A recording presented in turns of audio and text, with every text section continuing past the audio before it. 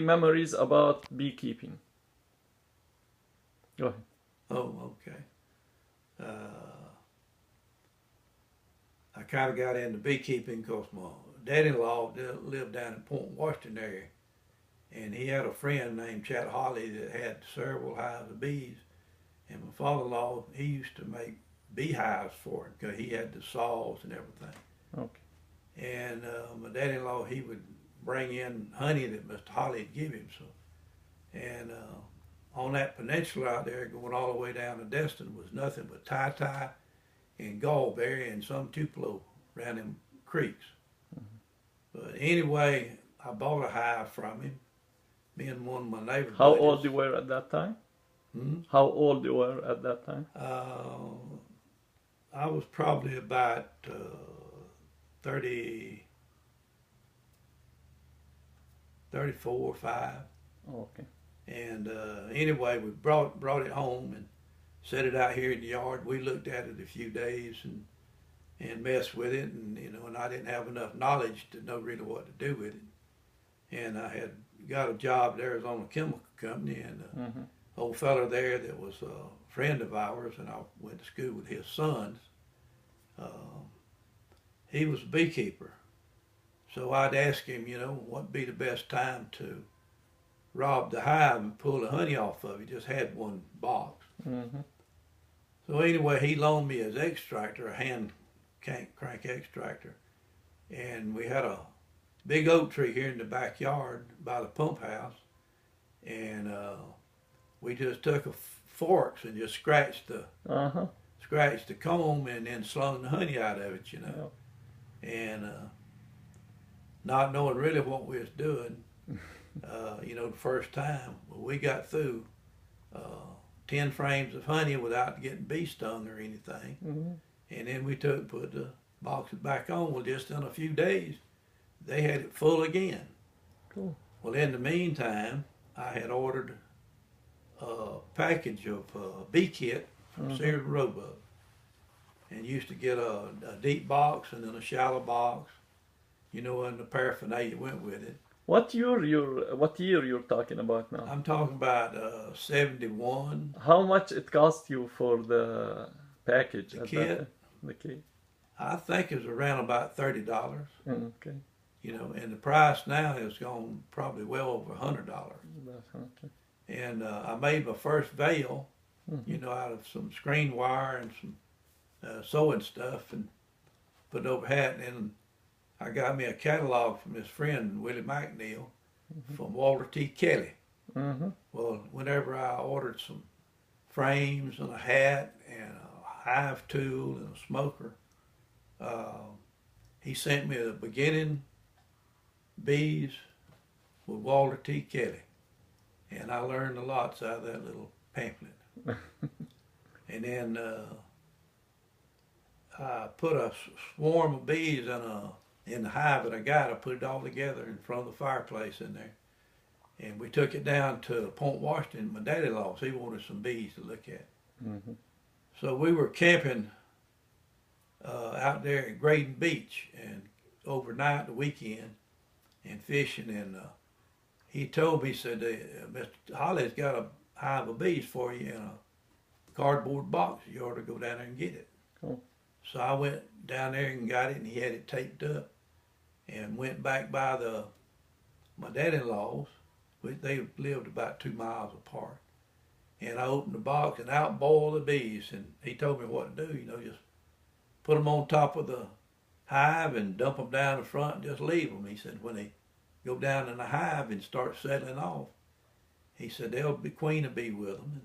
And Mr. Holly told me that. And then I put the lid on. Well, it was dark by then, so I got a stinger to it, and I went back over to Graydon Beach. Was only about 3 miles over there at the Gulf. And just in a little while, it was amazing to me that them bees were so strong, they pulled all that wax up in the deep and the shallow super. And then, I learned enough then, and my daddy-in-law built me another little box.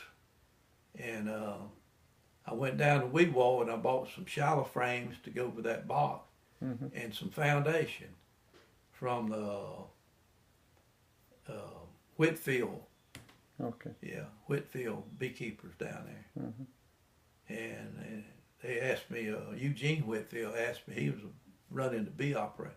He said, "You going to want to be a beekeeper?" I said, "Well, that's, kind of fun to get into it." And I said, "I had got stung at many times." He said, "It'll be your turn next." And then he told me a few stories about what to do, not to do. Mm-hmm. And then as time went on, in that summer I had 5 or 6 hives. And I started playing with them, splitting them. I got the equipment, and I'd buy 50 frames at the time, deep. I started off with all deep stuff, but them 2 boxes were shallow. Mm-hmm. And then I got in with Mr. McNeil, and he showed me a lot of stuff. And he had bees back over here at where you lock it storage on 77. Mm-hmm. Used to be a field out there. A friend of ours had the property, and he let us put bees on his back acreage there. Mm-hmm. That's close to the sheriff's department right now. Yeah. But I got them through the winter, and he told me what to treat them with, because he started explaining about foul brood, and sack brood and chalk brood and all that. Of course, then I used his ABCXYZ of beekeeping that Daydant had put out, and I read everything I could read about him, but you never get to be real knowledgeable in bees until you live with them. That's correct. And then by the next spring, I had 7 or 8 here, and my father-in-law passed away. I had 13, wasn't it? We had a pickup load of bees we had to bring back down here. Mm-hmm. And the pickup I had then was just a short wheelbase, so we'd put about 8 hives in, stack them up, and then tie them down and bring them home. And then I started increasing in these bees. I'd double them up, and we'd go up to Chipley to Mr. Cutz's place and buy new queens from him, or sales. Mm-hmm. And then I started raising my own, just letting them raise sales, Cool. And just in about 3 years, I had over 50 hives of bees, and I started making honey.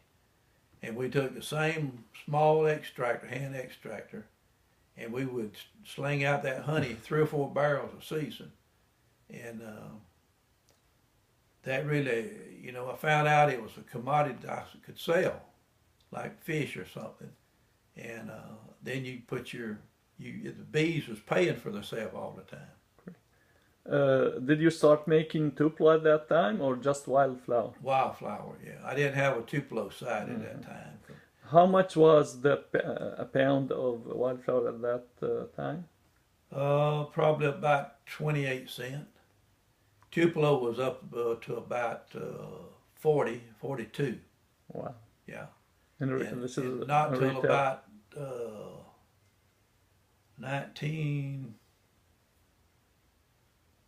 about 1977, we had a chance to make a crop of Tupelo. I had a barrel and a half, Mm-hmm. and I sold a barrel to a buyer, and we took it down to Howard's Creek, and he was buying all the Tupelo up he could.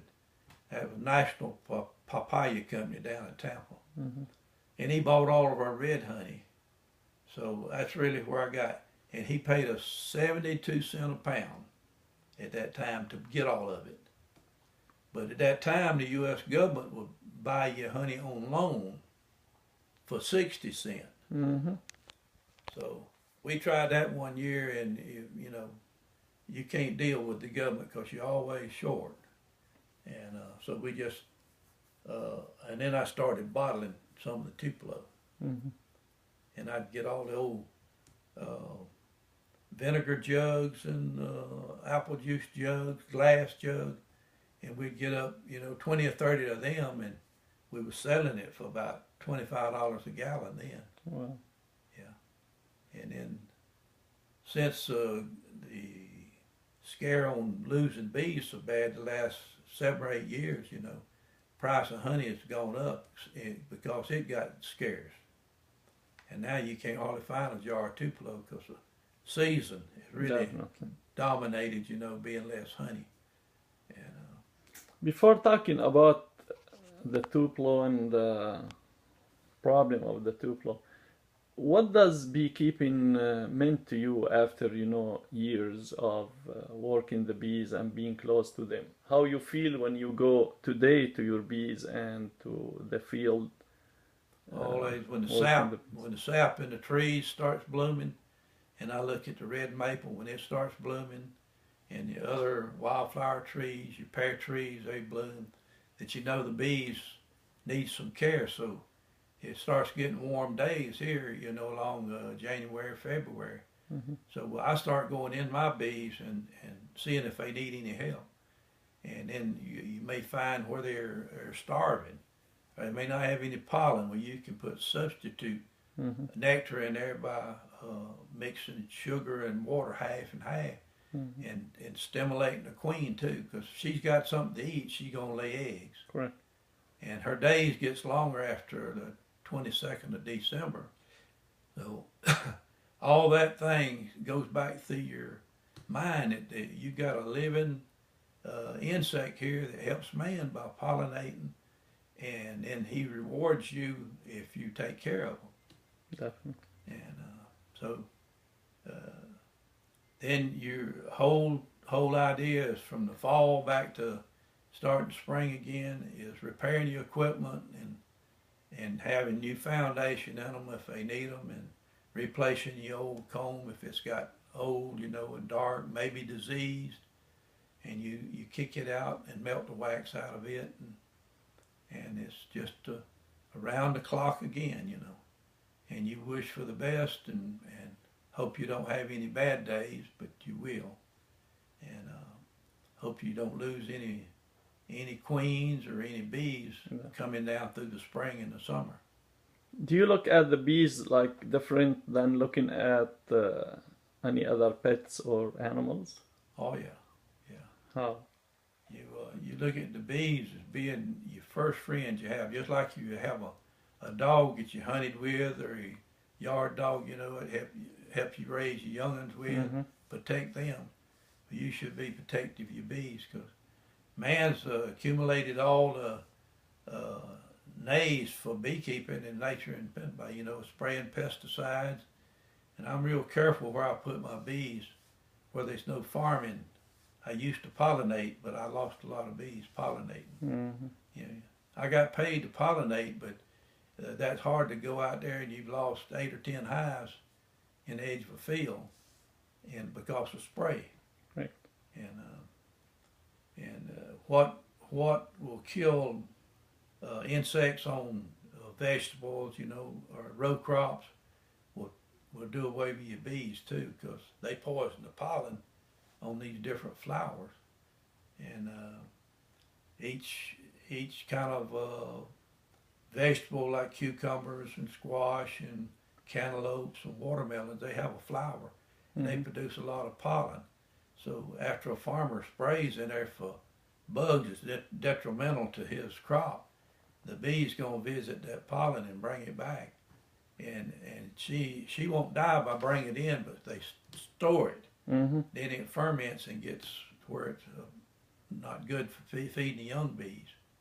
What do you think the solution, like there's a need to pesticide the crops and need to protect the bees. What do you think the solution should be? Well, the farmer in hand, he ought to be more aware that these helpful insects, you know, is makes his crop better, and he needs to be more aware that the beekeeper has went to a lot of effort to raise these critters, you know, and then if he has to spray, notify the beekeeper in, you know, at least 24 hours or more ahead of time if they have a spray schedule to come in.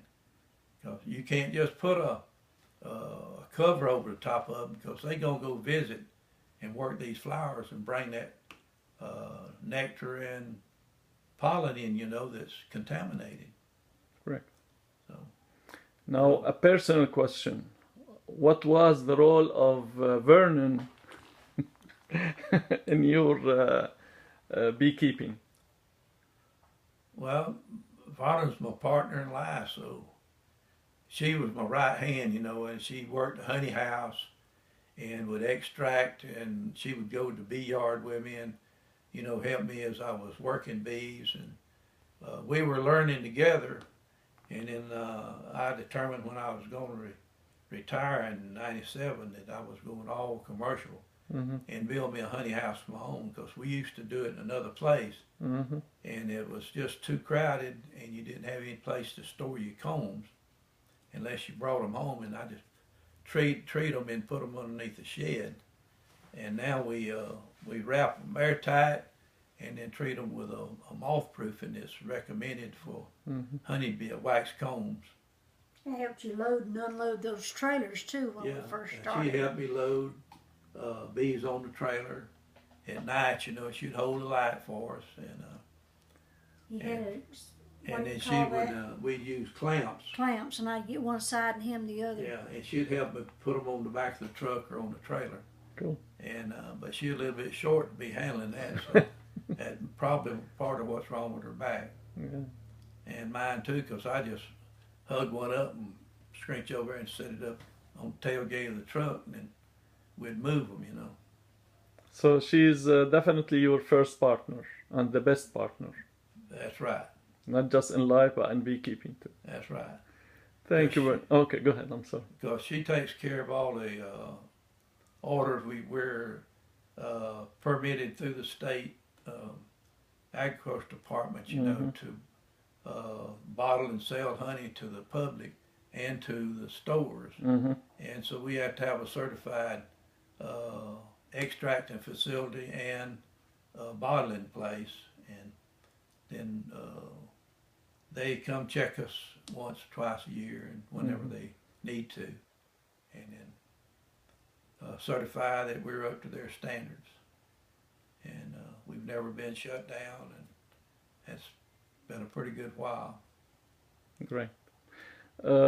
This will be for today, and hopefully we'll do some other videos about, you know, technical beekeeping questions or you know, issues.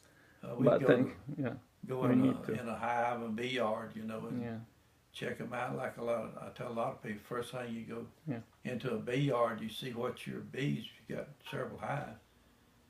You see how your bees are acting. Are they nervous? Are they trying to rob the hive? Are they fighting amongst each other? Something's happening. And before you leave that bee yard, you need to determine. You might lose one or two hives from something happening. You know, maybe the queen's she might have swarmed and doesn't have enough population to ward off robbing neighbors. And I said, or you may that should be considered, definitely. Right, and you know, these different things that can happen that will cause them to rob. Yeah, we need to talk about these in details. Thank you so much. Thank you, Vernon, and hope we'll see you again in another video.